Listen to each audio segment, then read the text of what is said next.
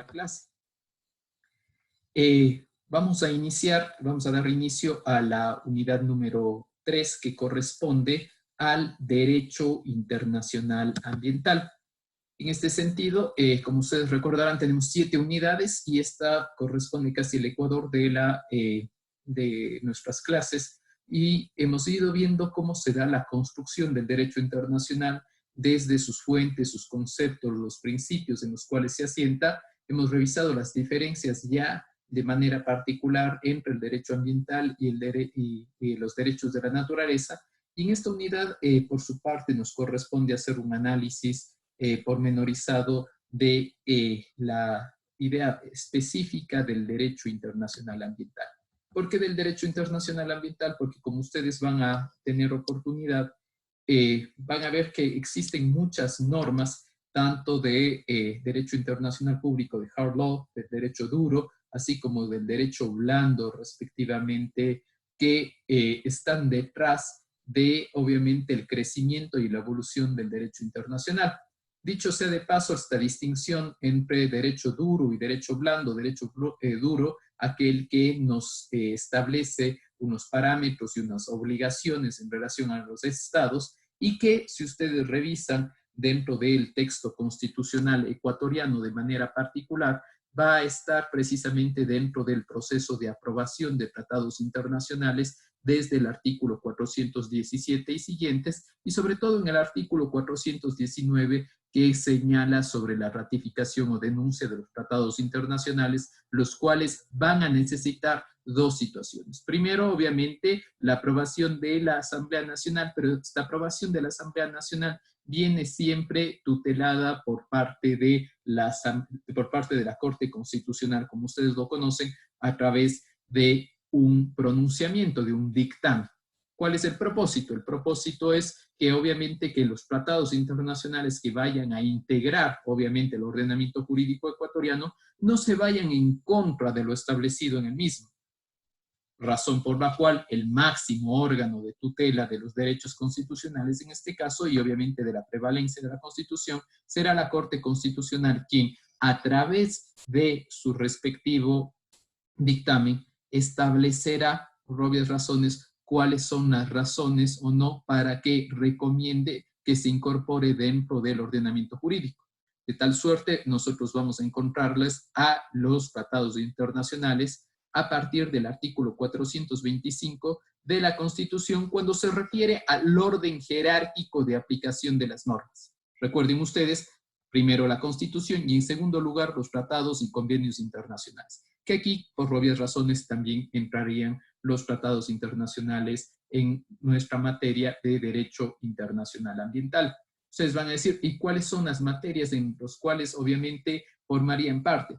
Por ejemplo, de manera particular, el artículo 419 habla ya de manera particular, por ejemplo, entre otras cosas, dada la transversalidad que se establece en la norma, sobre todo desde el punto de vista de los derechos de la naturaleza y de esta visión del summa causae, en el cual el desarrollo tiene que ir sobre todo en armonía con la naturaleza. Por ejemplo, lo encontraremos en el numeral octavo del artículo 419, cuando señala que la ratificación o denuncia de los tratados internacionales tiene que pasar por la aprobación de la Asamblea en tanto y en cuanto, por ejemplo, comprometan el patrimonio natural y en especial el agua y la biodiversidad y el patrimonio genético respectivamente.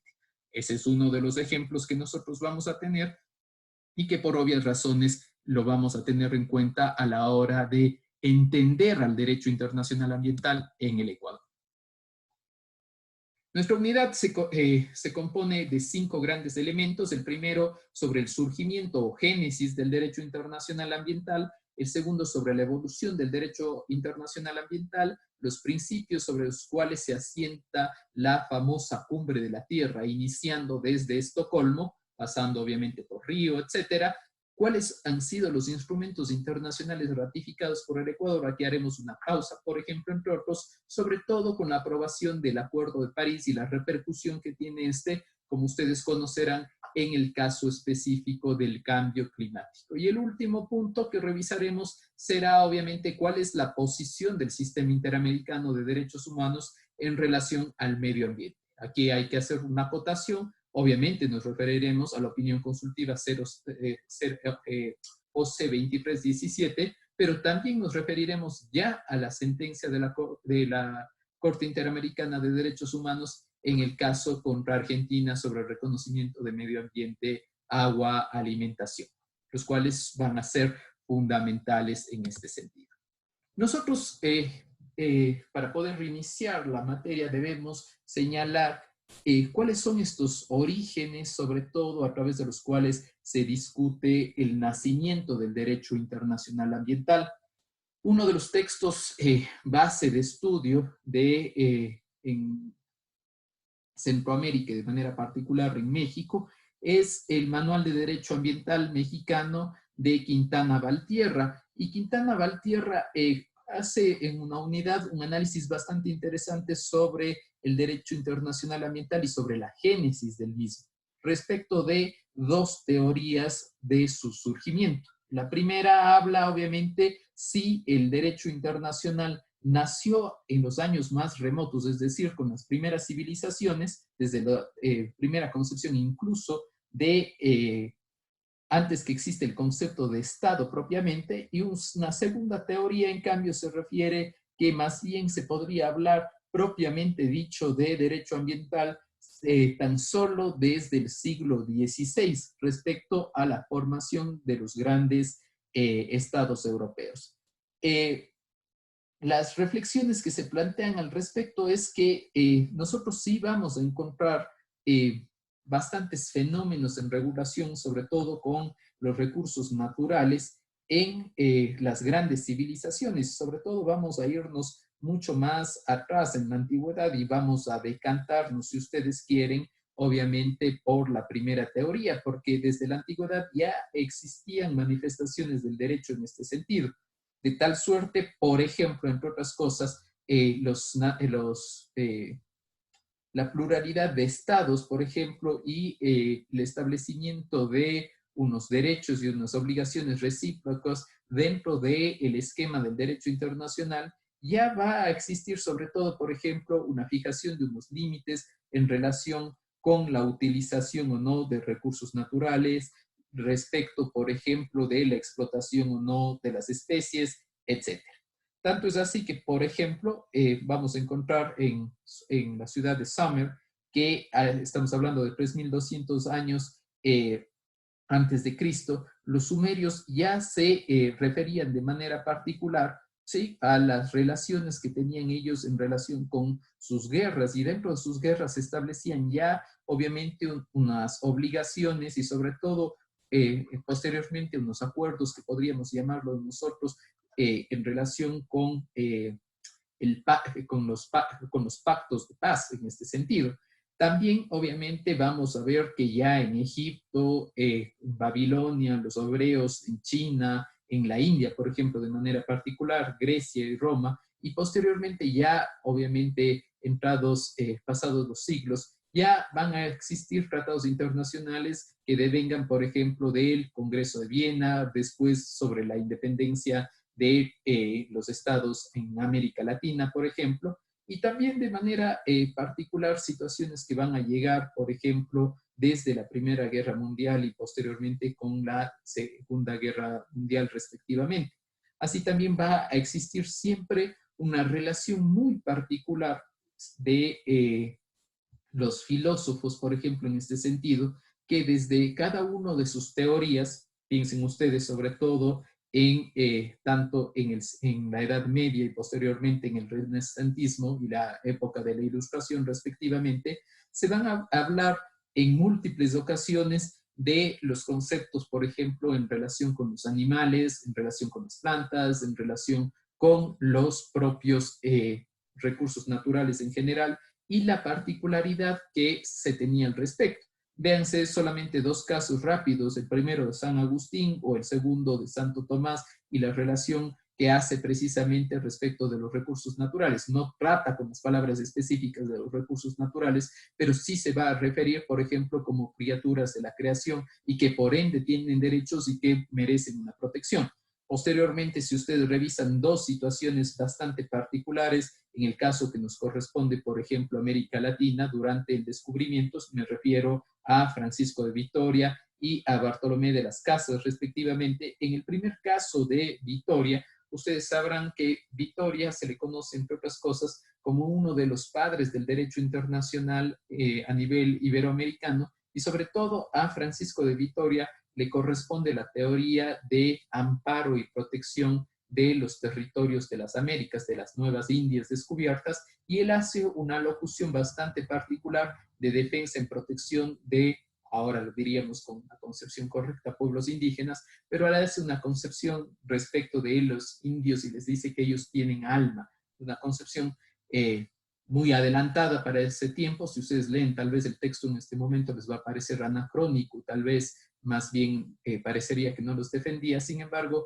fue el nacimiento de reconocerlos como seres humanos, porque él decía que eran seres dotados de alma. Y Bartolomé de las Casas, respectivamente, en cambio, sobre la administración que vamos a encontrar en este sentido. Y obviamente en este sentido nosotros vamos a ver que al igual que dentro del derecho internacional público, nosotros vamos a encontrar dentro del derecho internacional ambiental unas fuentes que van a ser reales, obviamente que van a estar en relación con las normas jurídicas, al igual que son formales, también los aspectos relacionados con hechos históricos que vendría a ser la costumbre, y obviamente unas de carácter auxiliar que de una u otra manera vienen a soportar obviamente el avance, sobre todo en este sentido. Entonces nos quedaríamos fácilmente con, obviamente, los tratados internacionales, la costumbre, los principios generales de derecho, la jurisprudencia o decisiones judiciales, la doctrina y los principios generales del derecho, entre los cuales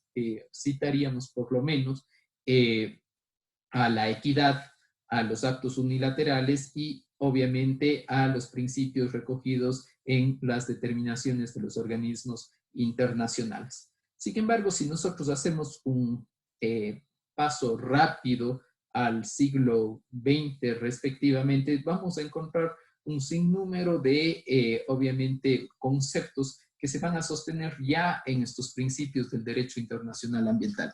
Principios del derecho internacional ambiental que, por ejemplo, entre otros, Sanz recoge, y ustedes lo han encontrado en los textos que hemos compartido para las clases, entre los cuales vamos a encontrar de manera particular 7, ¿sí? Depende del doctrinario. Hay doctrinarios que a veces hablan de 5, otros hablan de 7, otros hablan de 9, pero es importante al menos referirse a los siguientes. Los primeros, obviamente, y que los vamos a desarrollar en esta unidad, aquellos que se recogen en los principios de las cumbres de la Tierra, tanto en la cumbre de la Tierra de Estocolmo, así como los conceptos que vamos a ver posteriormente, por ejemplo, en el número 4 del desarrollo sostenible, que en cambio se recoge y sobre todo avanza desde el punto de vista de la Declaración del Río.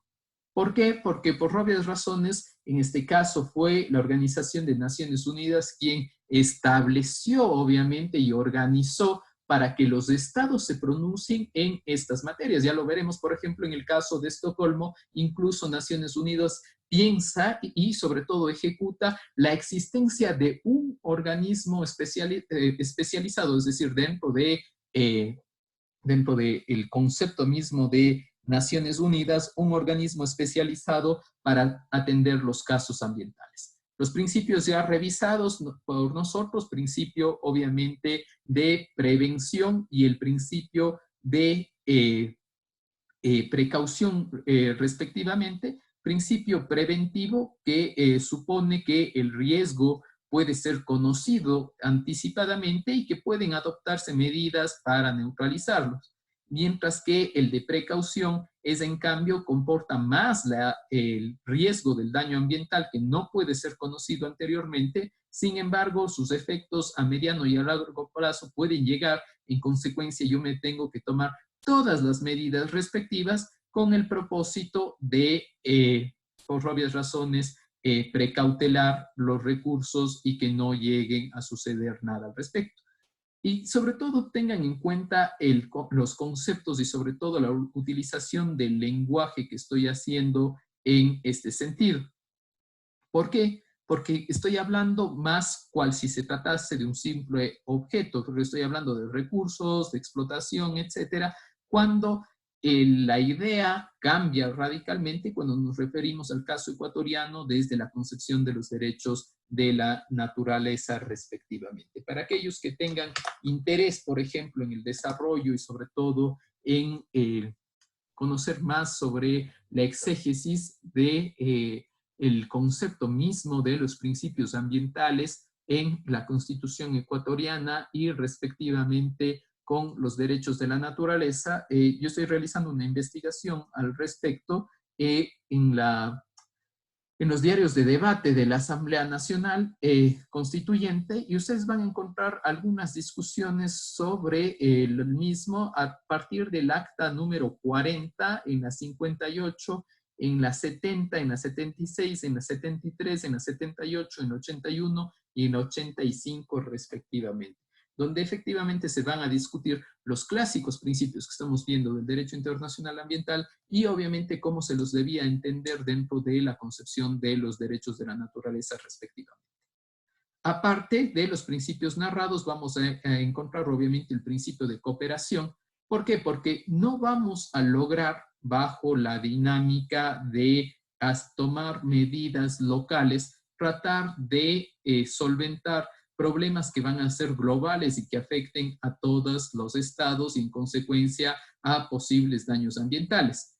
Ejemplos al respecto, dos, por ejemplo, primero relacionado con los temas relacionados con el anterior conocido como calentamiento global, ahora conocido como cambio climático respectivamente, porque ya no solamente son aquellas variaciones en base a calor respectivamente de subida de las temperaturas, sino cambio climático entendido como las variaciones meteorológicas que pueden llegarse a presentar, sobre todo tengan muy presente a consecuencia de acciones u omisiones realizadas por el ser humano. Y el otro ejemplo, por obvias razones, será lo que sucede con los microplásticos. Microplásticos que cada vez llegan e inundan, obviamente, nuestros mares y que cada vez están poniendo más en riesgo no solamente a las especies marinas y sus ecosistemas, sino incluso la salud de los individuos por la cantidad respecto de la utilización en este sentido. Por ejemplo, un tema interesante para investigar y para poderlo debatir en clase y que sería interesante que ustedes lo puedan plantear en su momento o que investiguen al respecto es dentro de, obviamente, el desarrollo de la pandemia de COVID-19 que nos encontramos a la fecha, ¿qué podría llegar a pasar? Y atención con esto, es una hipótesis. ¿Qué podría llegar a pasar, por ejemplo, frente a esa lucha muy interesante que se dio respecto de los plásticos de un solo uso? Me refiero, por ejemplo, a las bolsas tipo camiseta, a los envases desechables, etc. Pregunta, ¿ustedes creen que se incrementará o disminuirá, obviamente, la utilización de estos recursos? Por obvias razones va a aumentar. ¿Por qué? Porque estamos tendiendo más bien sobre pretexto del miedo, el temor que nos causa obviamente que los bolsas plásticas, los envases, etcétera, pueden verse contaminados, desecharlos. Esto va a generar obviamente un efecto contraproducente respecto de la producción y el consumo que estamos teniendo, que estábamos empezando a bajar y que se incrementará por obvias razones por temas de asepsia e higiene respectivamente. Entonces, soluciones globales frente a problemas globales. ¿Cómo vamos a pensar que el cambio va a ser radical en el caso del cambio climático o en su defecto de los microplásticos si tan solo tomamos legislación interna? Tiene que haber un principio de cooperación donde todos los estados, recuerden, estamos dentro del derecho internacional, que todos los sujetos de derecho internacional, atención, porque no solamente van a ser los estados, sino también pueden ser los organismos internacionales en este sentido. El principio de desarrollo sostenible, que empezó a narrarse y que ya lo vamos a ver sobre todo en la Declaración de Río respectivamente, pero que lo vamos a ver sobre todo incorporado ya con la llegada de en el año 2015, con la adopción de la Agenda 2030 de los 17 Objetivos de Desarrollo Sostenible. Aparte, vamos a encontrar, obviamente, el principio del que contamina paga, que abrió en su momento, fue muy revolucionario en este sentido, con el propósito de abrir las puertas para los conceptos de responsabilidad ambiental respectivamente y obviamente de daño ambiental. Van a ser fundamentales en este sentido y sobre todo nos van a permitir entender mejor que no solamente a nivel individual, no solamente a nivel de personas naturales, sino también por parte de otros organismos, otros sujetos, perdón, de derecho internacional, también puede existir esta responsabilidad. Y por último, el tema relacionado de el que contamina paga y sobre todo de la responsabilidad común pero diferenciada. ¿Qué quiere decir? Por obvias razones, como ustedes lo conocen, que todos los estados, todos, sin distinción, y aquí viene una gran discusión, recuerden que son estados soberanos, y al ser estados soberanos, una de sus características es que obviamente tienen la posibilidad de autodeterminarse y no permitir que terceros puedan influenciar en la toma de sus decisiones. Ahí viene la idea fundamental del derecho internacional ambiental que busca cooperar, que busca generar acuerdos para que entre estos estados logren por lo menos establecer unos parámetros mínimos. Sin embargo, la mayor parte de decisiones que se han tomado en este sentido y sobre todo acuerdos que se han logrado han sido a nivel de declaraciones. ¿Y por qué digo tan solo? Digo tan solo porque obviamente forman parte del soft law y al formar parte del soft law, como ustedes entenderán, no puede existir una obligación estatal implícita. Tan solo es obviamente una opinión, una manifestación sobre un determinado asunto que hacen los sujetos de derecho internacional con el propósito de que si ellos creen conveniente, lo pueden incorporar internamente a su ordenamiento jurídico a través de las instituciones de ser el caso. Les he preparado aquí en la parte inferior, pueden ustedes fijarse en la dirección electrónica de ecolex.org.es. ¿De qué se trata? Es un portal de derecho ambiental que a ustedes les va a permitir tener a su alcance la legislación en materia ambiental, tanto a nivel internacional cuanto a nivel local, de los distintos países alrededor del mundo. Es un buscador que tiene la potencialidad de hacer búsquedas en diferentes idiomas y sobre todo en el cajón donde dice buscar, se pondrán términos genéricos. Por ejemplo, pondrán agua, pondrán agricultura, pondrán pueblos indígenas, etcétera, con el propósito de verificar cuáles son los tratados en relación, por ejemplo, que han sido adoptados por un país, si existe jurisprudencia en esos casos o existe doctrina. La idea, obviamente, de ONU Ambiente, de la FAO y de la USN es precisamente tener un repositorio normativo y también doctrinal y jurisprudencial con el propósito de que las personas podamos ingresar y tener a nuestro alcance la normativa. Porque, entre otras cosas, uno de los graves problemas que enfrenta el derecho internacional del ambiente y el derecho ambiental en general es precisamente que no todos tenemos acceso a los recursos. Y no me refiero a los recursos doctrinales de legislación respectivamente. En consecuencia, lo que se busca es eliminar esas brechas y en tanto en cuanto se eliminen esas brechas, se puede sobre todo trabajar y mejorar en estos sentidos y obviamente les va a ayudar sobre todo para poder encontrar en normativa que esté vigente.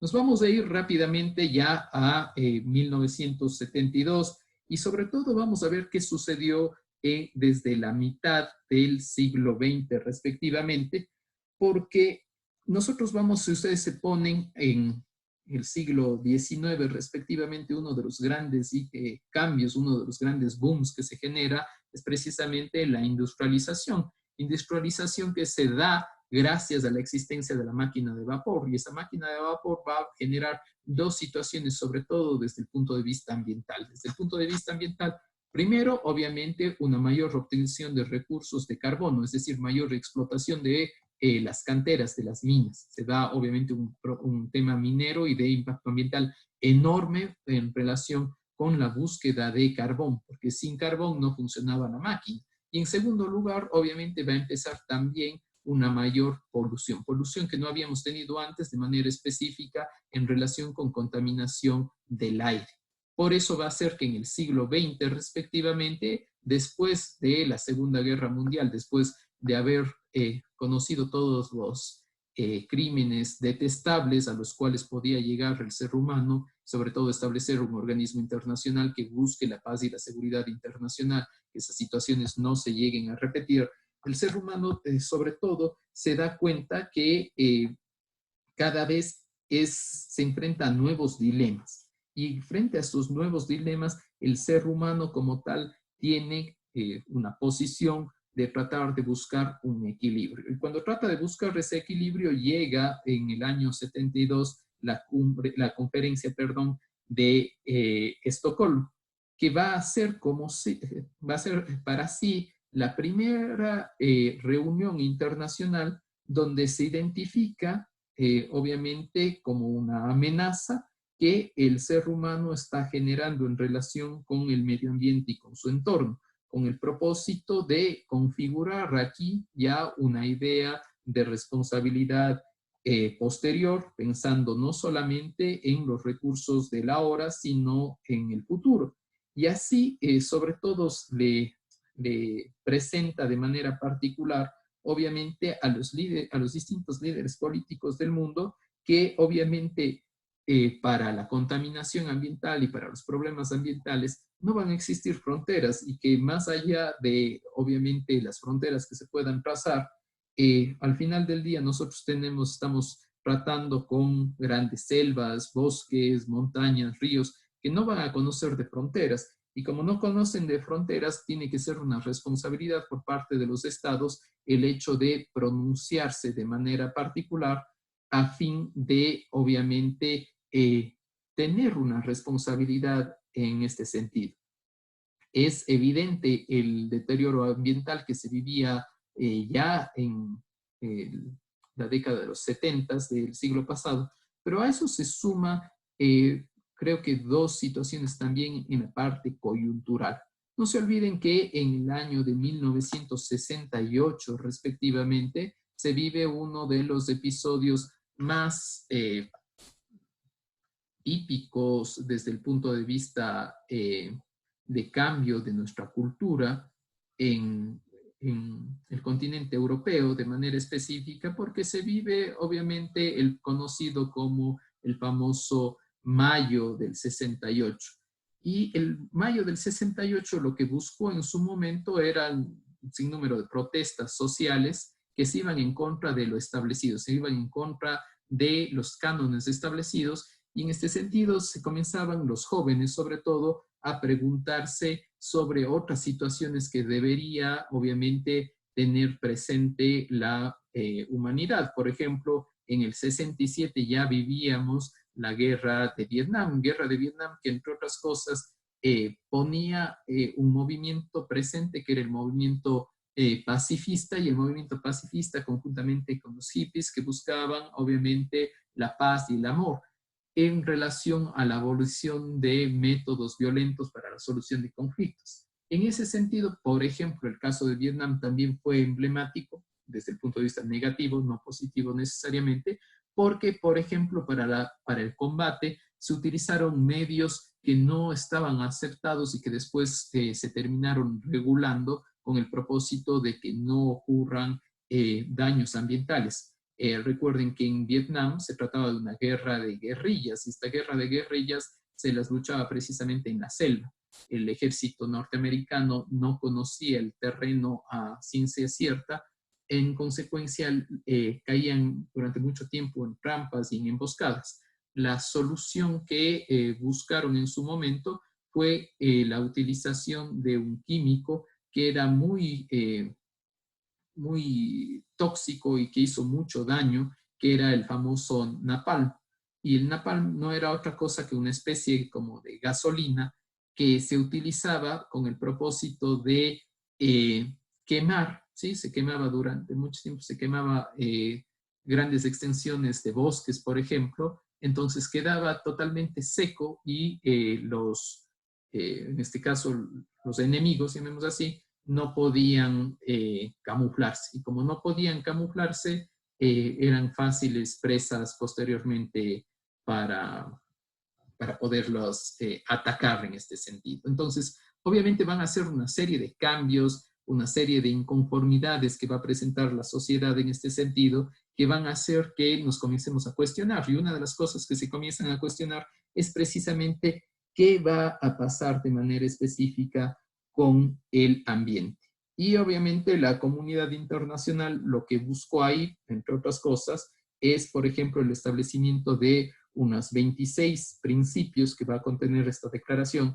Y atención, son principios como tal. También va a existir, por otros lados, un plan de acción para el medio humano con el tema relacionado con la evaluación ambiental, con las actividades administrativas de tipo ambiental y las medidas de apoyo.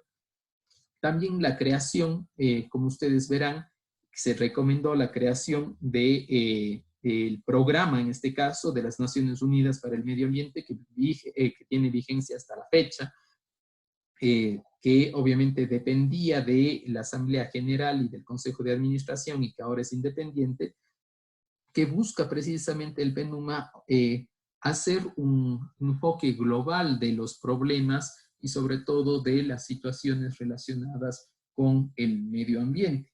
Así nosotros vamos a encontrar que dentro de estos 26 principios y dentro de estas ideas de la Cumbre de la Tierra, estas no van a ser otras cosas que el punto de partida, el kick-off de los grandes asuntos o los grandes problemas que van a tratarse a posteriori en materia ambiental. ¿Por qué? Porque aquí sí hay que hacer una referencia que creo que es necesaria a la visión antropocentrista que se tuvo en los 70. ¿Por qué? Porque decía de manera particular la Cumbre de la Tierra de Estocolmo, decía, oigan, no se olviden que al final del día el ser humano es el principio y el fin y tiene que proteger a lo que le rodea. Ojo, le tiene que proteger a lo que rodea, no por el simple hecho de ser naturaleza, sino porque le beneficia. Y así también tenía que buscar las mejores condiciones para el medio humano y obviamente se establece aquí ya unas situaciones diferenciadas respecto de hablar de países desarrollados y países en vías de desarrollo.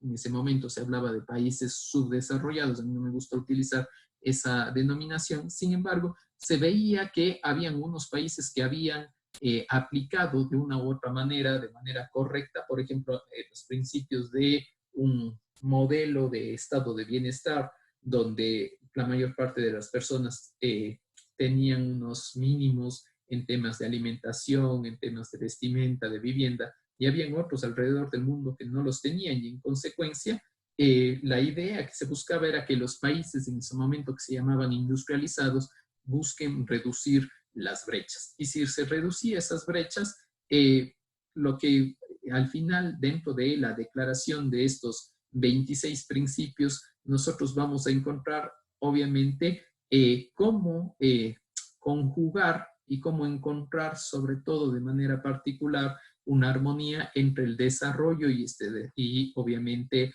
la protección ambiental, reconociendo los recursos naturales, generando sobre todo ya una responsabilidad específica por parte de los individuos en relación con el manejo de los recursos y con la naturaleza, hablando ya qué va a suceder con las descargas tóxicas. No se olviden que precisamente en la década de los 70 la famosa EPA en Estados Unidos, ¿sí?, va a nacer por obvias razones, también con el propósito de dar una respuesta de manera particular en este sentido. La Agencia de Protección del Medio Ambiente, que es la EPA, obviamente porque en inglés es Environmental Protection Agency, ellos nacen en inicios de 1970.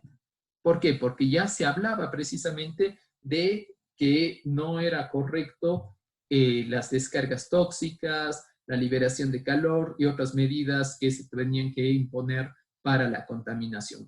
En consecuencia, se hablaba más ya de situaciones relacionadas con la evaluación del impacto ambiental que generaban las industrias. Y obviamente lo que buscaba al final del día la Cumbre de la Tierra era un pronunciamiento frente a estas, hablar del potencial riesgo que existía, hablar de los temas de cómo eliminarlos, ya sea obviamente a través de la creación de agencias, a través de la creación de protocolos, normativas internas, pero también un aspecto clave que hasta la fecha termina incluyendo y que es muy importante, que son los asuntos relativos a la educación ambiental.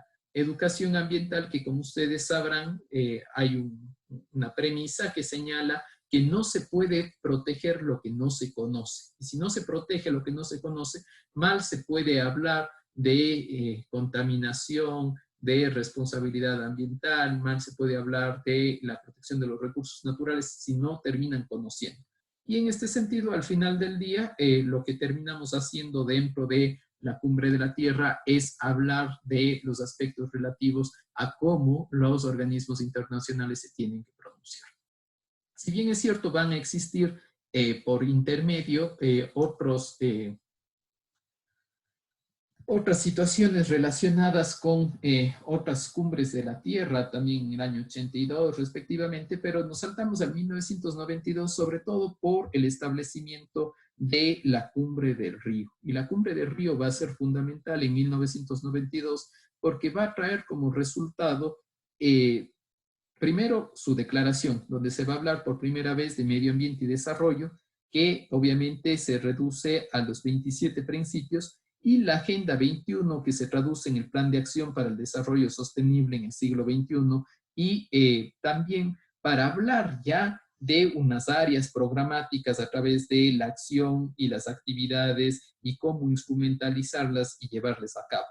Pero no se olviden que esta es una declaración de carácter no vinculante, que sí tiene unos principios sobre conservación y desarrollo sostenible, sobre todo en relación con los bosques, porque, entre otras cosas, el contexto específico fue el caso de Brasil, y al estar en Brasil, obviamente, también dio nacimiento a una comisión de desarrollo sostenible y, sobre todo, también se dieron cuenta que no era posible, y esto es muy importante, que no era posible buscar soluciones de manera particular desde el punto de vista operativo si no había un acompañamiento de tipo financiero. Entonces se comenzó a hablar de la necesidad de establecer unos incentivos ambientales, pero también que los estados destinen ingentes cantidades de recursos para poder luchar en este sentido.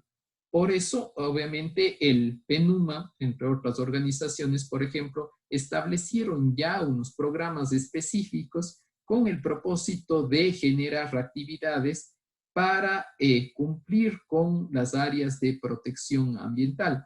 Por ejemplo, entre otras cosas, van a practicarse situaciones que eran ya básicas en relación, por ejemplo, con contaminación del agua, el aire, el suelo, pero también situaciones asociadas, por ejemplo, a la eliminación de la pobreza y la reducción de disparidades para el desarrollo, así como se comienza a hablar de la participación de la mujer. Ustedes van a decir, pero ¿esto qué tiene que ver con los aspectos ambientales? La reflexión que se hacía era que no se puede alcanzar un desarrollo sostenible, equilibrado, es decir, individuo, la parte económica y por supuesto la parte ambiental, si no se atiende por lo menos, obviamente, a las disparidades anteriores que existen, porque esas disparidades van a generar, obviamente, unas repercusiones y sobre todo no van a permitir avanzar en la agenda. Y esta agenda comenzó a establecerse, por ejemplo, con ya estudios a nivel científico y demostrándolo, porque ya no solamente como un bulo, sino como un aspecto científico comprobado en relación, por ejemplo, al agotamiento de la capa de ozono. Tanto es así que posterior a esto se van a tomar medidas por parte de los países, por ejemplo, para la no emisión de gases de efecto invernadero, de manera particular con los MCs, por ejemplo, en los aerosoles. También se hablará ya de la lluvia ácida y ahí se va a empezar recién a hablar como la idea de calentamiento global. Calentamiento global, ya había hecho la distinción, porque se asociaba únicamente con efectos de elevación de las temperaturas. Pero también se señala que hay una preocupación en relación con la deforestación, con la desertificación, con los problemas de identificación, utilización y conservación de la biodiversidad. No se olviden que, por ejemplo, en el caso ecuatoriano, al estar geográficamente dentro de, obviamente, la línea ecuatorial, vamos a tener unos problemas adicionales, sobre todo desde el punto de vista de la megadiversidad. Y aquí, por ejemplo, relacionado con tráfico de productos y también los problemas relacionados que van a venir después, y ya lo vamos a ver a través de tratados internacionales específicos, para prohibir, por ejemplo, el traslado de desechos tóxicos en general. ¿Por qué? Porque vamos a encontrar, por ejemplo, situaciones relacionadas con productos químicos, con situaciones de prevención y control de la contaminación, la gestión de desechos, el estado del ambiente y también, obviamente, en general, políticas ambientales en general. Hasta aquí las primeras reflexiones de la unidad y, obviamente, después vamos a pasar a absolver ahora sus preguntas. ¿Sí? Ahora están habilitados para que puedan participar, por favor.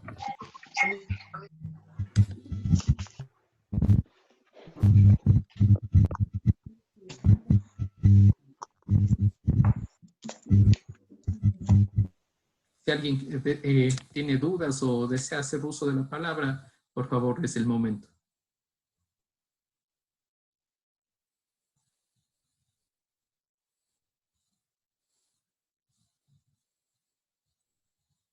Si levantan la mano, tal vez, si estuvo todo claro, les invito, por favor, a habilitar sus cámaras, por favor, como lo hizo ya Juan Luis. Jaime Enrique Chica está levantando la mano, por favor, tiene la palabra. Sí, doctor, buenos días. Buenos días.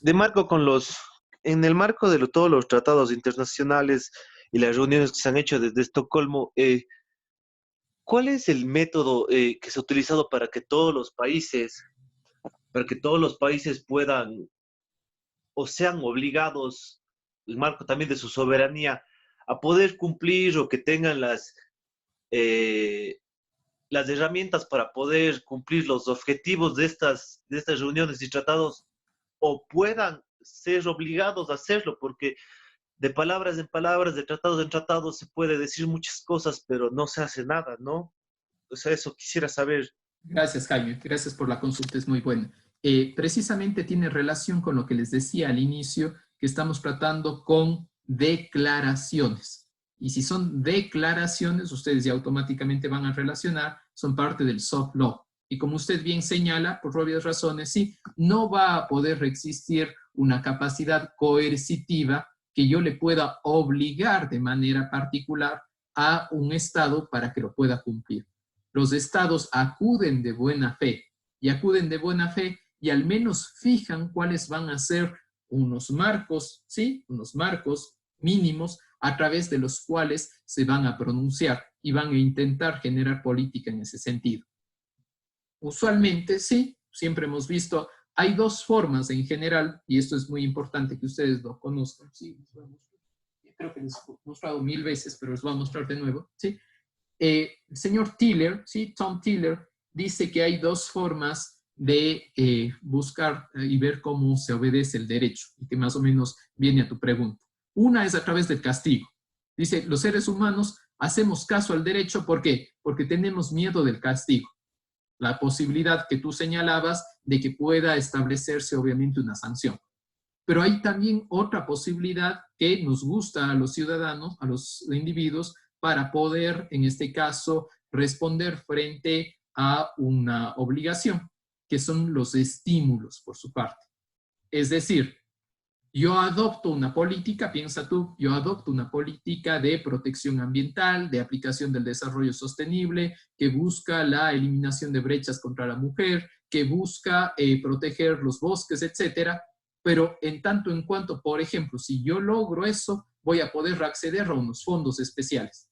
Me invento, la Agencia Española de Cooperación Internacional da unos fondos para el desarrollo de estas actividades. Como yo les señalaba en la clase, va a buscarse de manera particular que eliminar las brechas. Y ustedes van a decir, Oiga, pero ¿por qué vamos a querer eliminar las brechas? Yo soy un país desarrollado, ¿a mí qué me interesa que se eliminen las brechas? A mí me interesa que se eliminen las brechas por muchas razones. Me interesa que se eliminen las brechas, por ejemplo, desde el punto de vista migratorio. Se va a decir, ¿pero qué tiene que ver la migración?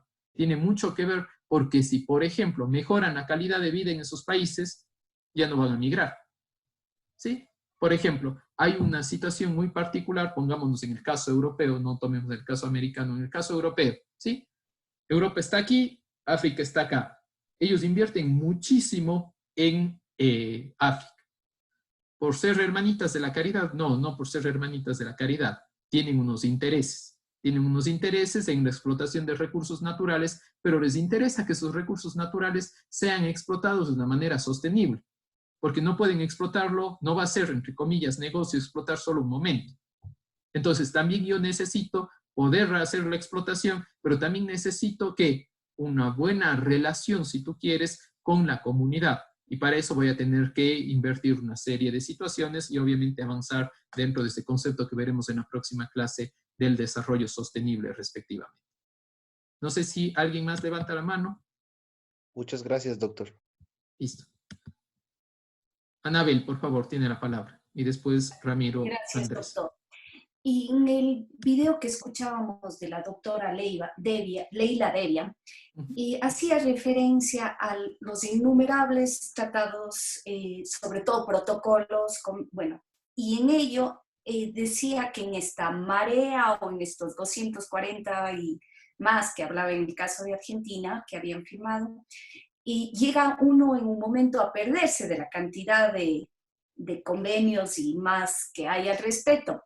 ¿Existe en el Ecuador algún tipo de caracterización donde se han ido agrupando ciertos de estos convenios? Sí, gracias por la pregunta.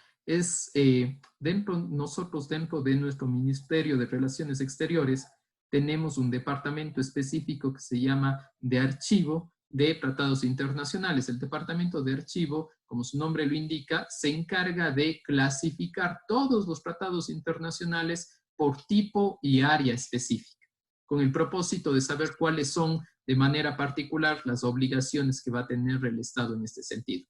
No obstante, tengan presente que la mayor parte, eso sí digo, la mayor parte de instrumentos internacionales que se suscriben no son de carácter vinculante, más bien son parte del soft law. Es decir, nunca pasaron por la aprobación de la Asamblea. ¿Sí? Una de las prácticas que vamos a hacer nosotros, sí, dentro de esta unidad, ¿sí? Ustedes van a leer, por ejemplo, ya les voy a subir para que lo puedan ver, está por entrar en vigencia, todavía no entra en vigencia, pero va a entrar en vigencia el Acuerdo de Escazú. El Acuerdo de Escazú se refiere a acceso a la información y participación en materia ambiental. Es un tratado a nivel latinoamericano y que lo llevó adelante sobre todo la CEPAL. ¿Qué pasa con este acuerdo? Este acuerdo, como sí tiene compromisos por parte del Estado, tuvo dictamen de la Corte Constitucional y después, obviamente, el pronunciamiento por parte de la Asamblea Nacional. ¿El Ecuador ya suscribió? Pregunta, ¿ya entró en vigencia? No, porque ustedes deben haber visto en Derecho Internacional Público, dentro de la Convención de Viena sobre el Derecho de los Tratados, que van a existir en determinados tratados, al ser, en este caso, multilaterales, ¿sí? Van a existir cláusulas que van a decir que se necesita al menos la ratificación de un porcentaje de estados para que el mismo entre en vigencia. ¿Sí? Entonces, al parecer, entrará en vigencia en marzo del 2021, respectivamente. Ramiro, por favor, tiene la palabra. Buenos días, doctor. Buenos Tenía días. una consulta en relación a los efectos jurídicos de los principios internacionales ambientales, en relación específicamente con el texto de Philip Sands, en el que él propone una suerte de taxonomía de estos, una división de estos principios, y sostiene que existen algunos que ya constituyen principios generalmente aceptados del derecho internacional, como por ejemplo el principio de desarrollo, de explotación soberana de los recursos, el principio de evitación de los daños ambientales y el principio de prevención, pero existen otros principios que todavía son muy debatidos, como por ejemplo el alcance del principio precautorio, el de desarrollo sostenible y entre otros. Entonces, en ese sentido, quisiera saber más o menos ¿cuál es el efecto de que en los tribunales y en las cortes, en la resolución de los casos, se les vaya considerando como principios generalmente aceptados del derecho internacional y cómo va germinando esta construcción de estos principios?